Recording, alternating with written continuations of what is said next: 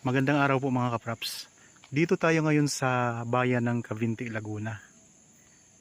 Ito yung property na i-offer ko sa inyo. Ang sukat po nito ay 8,975 square meters. Ito ay titulado, tabing kalsada. Ang frontage nito mga kapraps ay nasa 50 meters. Yan, itong kalsada na to, barangay road po ito mga kapraps. Yan ay papunta po sa highway.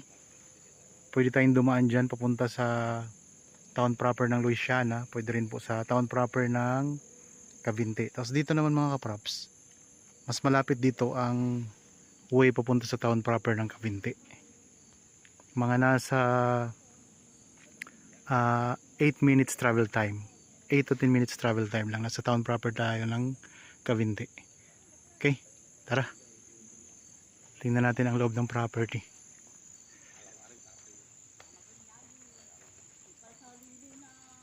Meron dito mga kapraps na malapit na poste ng kuryente. Kaya madali na po magpakabit dito ng kuryente. Ang Cavinti, Laguna ay kilala po sa tinatawag na glamping capital of the Philippines. Yan, dito tayo ngayon sa dito tayo sa loob ng property. Mga tanim mga kaprops. So mga puno ng kawayan, ayan, daming kawayan dito, kumpul-kumpul.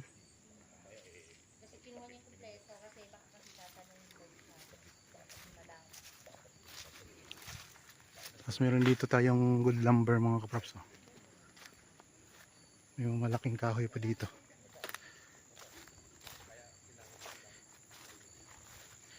Dito meron ding puno ng kawayan sa kilid. Ang boundary nito mga kaprops hanggang dyan po sa sa kawayan na yan. Ito ang boundary.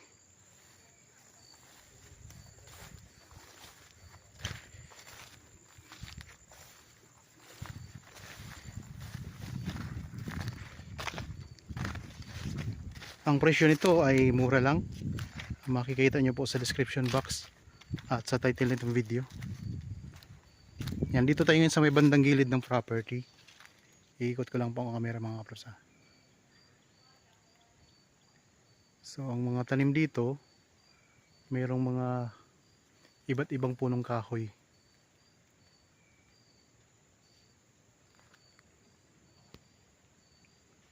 Pero tabing kalsada lang to mga kaprops. Patag ang lupa.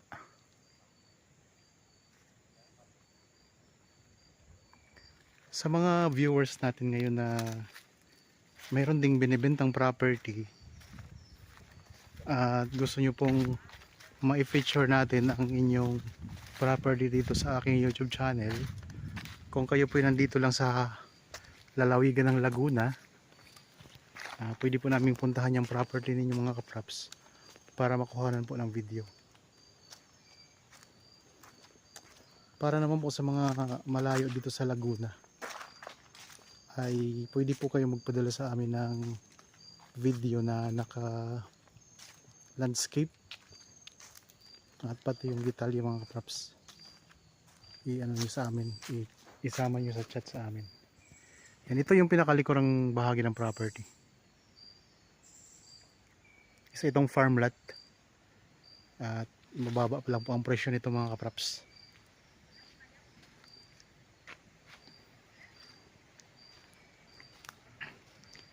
Sa mga naghahanap po ng mga property na gustong gawing investment, marami po tayong nakapost dito sa YouTube channel. Depende po sa lugar at saka sa location at sa mga tanim ang presyo ng lupa.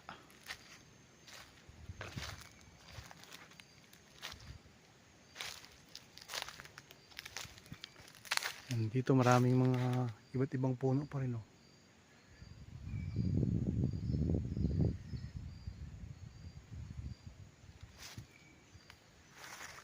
Pwede itong mga kaprops i-subdivide.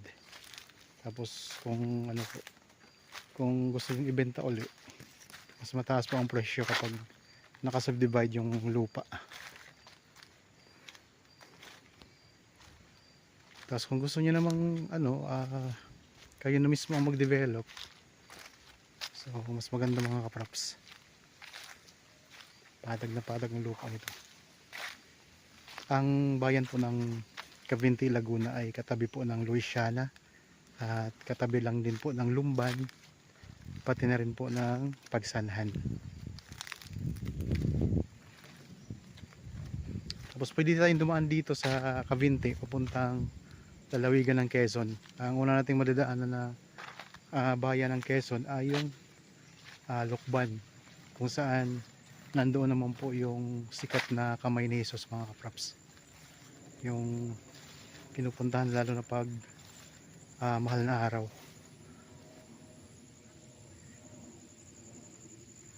Ayan lang po ang kalsado.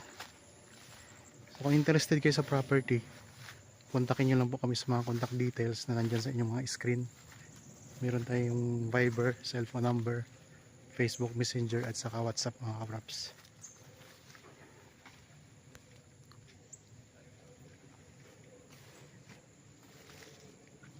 Tapos ang mga detalye nito nandyan po sa description box. Kung may mga tanong pa po kayo, pwede kayong magtanong sa amin. So text, tawag o kay chat sa aming contact number, contact details. Nandito na tayo ulit ngayon sa Barangay Road mga kaprops. Binabaybay natin ngayon ang frontage nitong property.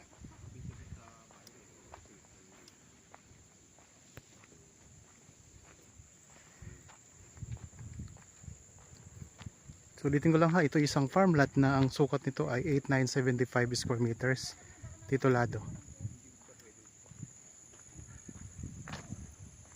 So mga tanim mga kaprops, mga good lumber, iba't ibang punong kahoy. Meron palang puno ng kaong. Ayan, may puno ng kaong tayo dito mga kaprops. May bunga. Ang boundary nito hanggang dito lang po sa may papaya. Yung puno ng papaya. Okay, kung interested kayo, magpa-schedule lang po kayo sa amin ng actual viewing para makita nyo ng personal itong property. Punta tayo dito sa loob. Dito lang tayo sa may kabilang gilid.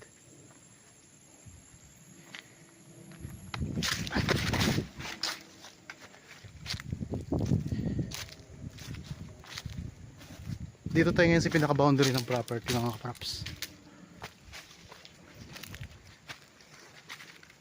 Yan, marami pala ditong puno ng kaong. Ayun ang maraming puno siya mga kaprops, mga kaong. Ngayon 1, 2, tapos doon sa may bandang unahan meron pa eh. Okay, kung interested po, tawag na po kayo sa amin para ma-schedule namin kayo ng actual viewing.